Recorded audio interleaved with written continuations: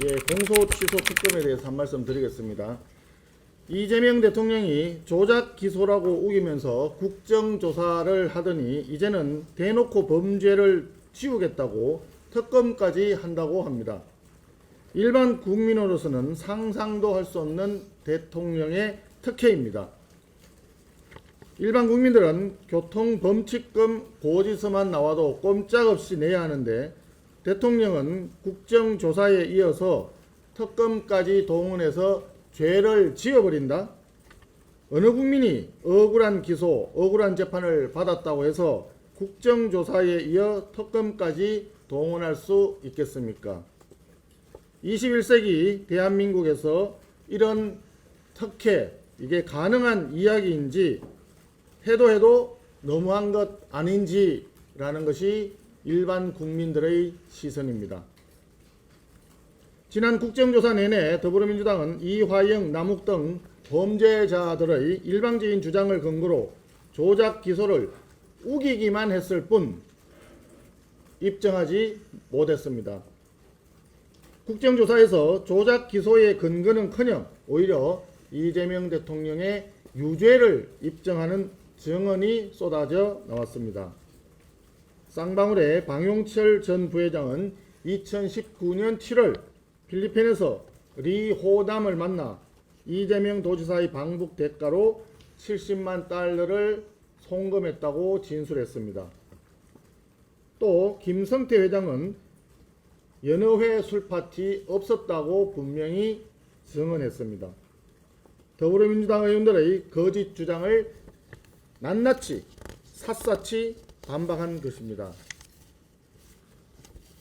결국 이번 국정조사는 진실에 한 발 더 다가선 이재명 유죄 입증 국정조사였고 더불어민주당의 조작기소 거짓 선동의 민낯을 그대로 드러낸 것입니다. 그런데 도대체 무엇을 근거로 국정조사에서 또다시 특검으로 넘어간단 말입니까? 특검에게 거짓 수사, 억지 공소취소를 강요하겠다는 것 아닙니까? 이번 공소취소 특검은 도둑이 경찰을 임명하는 격입니다. 도둑이 임명한 경찰이 도둑의 범죄를 없던 일로 만들고자 하는 것입니다. 누구도 자신의 사건에서 재판관이 될 수 없다라고 하는 오래된 법원이 있습니다. 대통령이 특검을 임명하고 그 특검이 임명권자의 재판을 없애자는 것은 근대 법치주의 원칙에 정면으로 반하는 것입니다.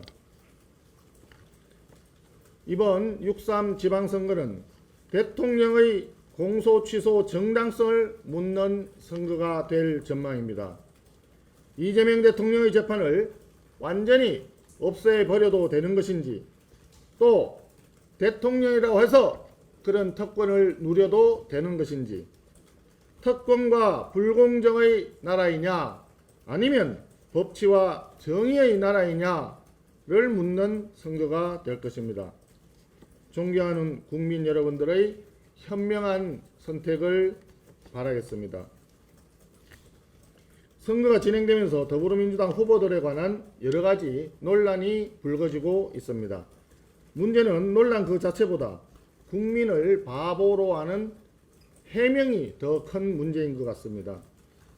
정은호 서울시장 후보, 시장에 가서 장사가 안 된다는 시장 상인의 하소연에 대해서 벌컥 관광객이 이렇게 많은데 왜 장사가 안 되느냐라고 훈계를 늘어놓았습니다.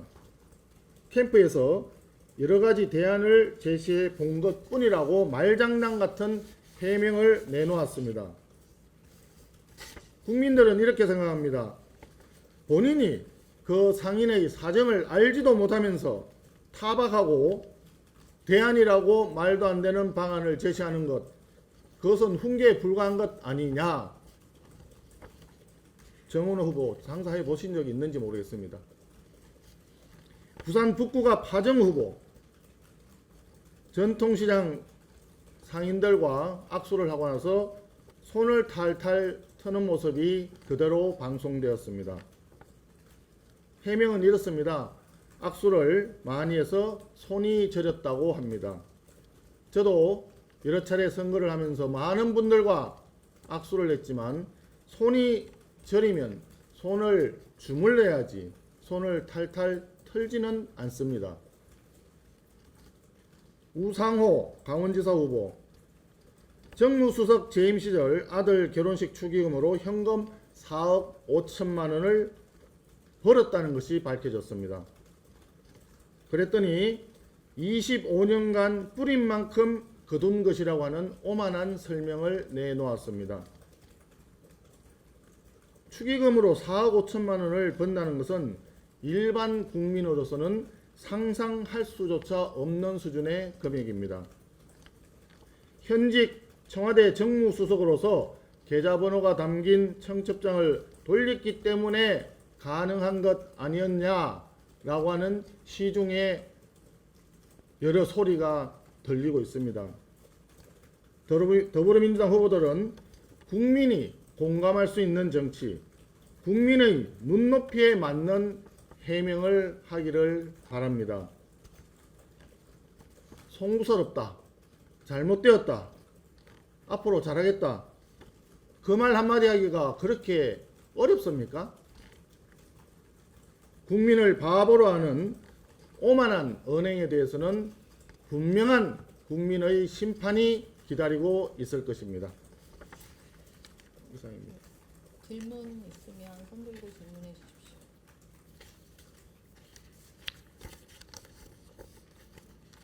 네.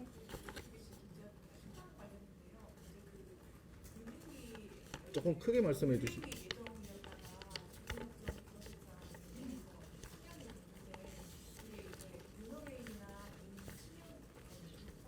미안합니다. 저 윤리위는 독립된 기구라서 어저께 윤리위가 예정되어 있었는 건지 여부 자체를 제가 알지를 못해서 그 부분에 대해서는 제가 말씀드릴 사항이 지금은 없습니다.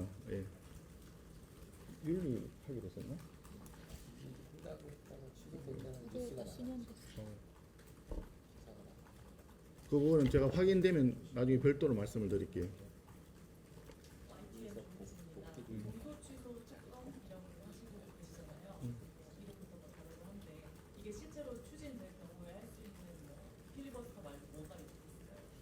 굉장히 아픈 질문을 주셨습니다. 예, 소수 야당으로서 할 수 있는 법적인 수단이 상당히 제한이 있다라고 하는 것은 인정을 합니다.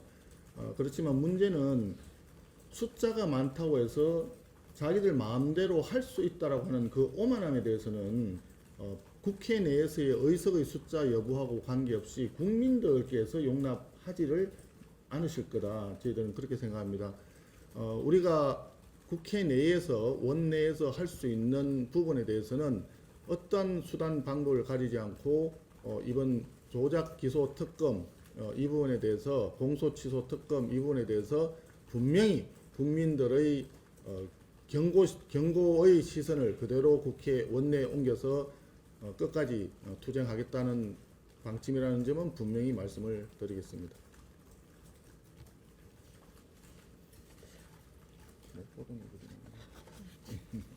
네.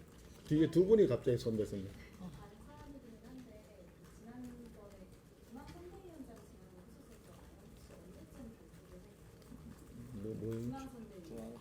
중앙선대 중앙선대위 구성은 아마 이번 주쯤은 하지 않을까 합니다. 중앙선대위 구성에 대한 부분은 전적으로 당대표의 권한이고 또 당대표의 책무이기 때문에 지난주에는 구성을 하지 못했지만 이번 주쯤은 공천도 마무리되고 하기 때문에 구성을 하지 않을까 이렇게 저는 전망하고 있습니다.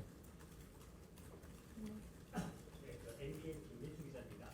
오늘 오전에 조국현 개혁신당 경기지사 후보가 특검 배우기에서 보수 정당의 경기 수도권 후보들의 연석회의를 제안했어요. 그래서 국민의힘의 수도권의 후보님들한테 연석회의 참석을 권유할 생각이 있는데 여기에 대해서 어떻게 생각하십니까? 좋은 질문입니다. 이 문제에 대해서는 뜻을 같이 하는 제반 정파들과 정당들이 한자리에 모여서 같은 목소리를 낸다는 것은 매우 시의적절하고 중요한 제안이라고 생각을 합니다. 다만 조홍천 전 의원은 지금 경기지사 개혁신당 후보로서 이야기를 했기 때문에 후보들 간의 그런 이야기들이 오고 가는 것은 변론으로 하고 아직 정당 지도자 간의 이야기는 제가 들은 바는 없습니다. 오히려 저는 거꾸로 지금 정의당에서도 그 공소 취소 특검에 대해서는 반대하는 의견을 이미 제시한 걸로 알고 있습니다. 그 부분에 대해서 뜻을 같이 하는 정당 지도자 지도부 간의 모임도 별도로 추진하는 것이 적절하지 않을까 하는 생각을 가지고 있습니다.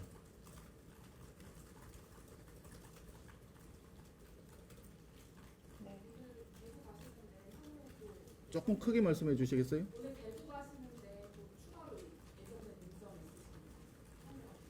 지금 현재 저는 오늘 3시에 우리 추경호 대구시장 후보 개소식 참석하는 것만 되어 있습니다. 그리고 개별적으로는 뭐 저도 지역구 의원이고 지역구에 또 후보들이 많이 있기 때문에 지역구 행사에 참석을 할 예정으로 있습니다. 네, 이상 마치겠습니다. 네, 감사합니다. 수고하십시오.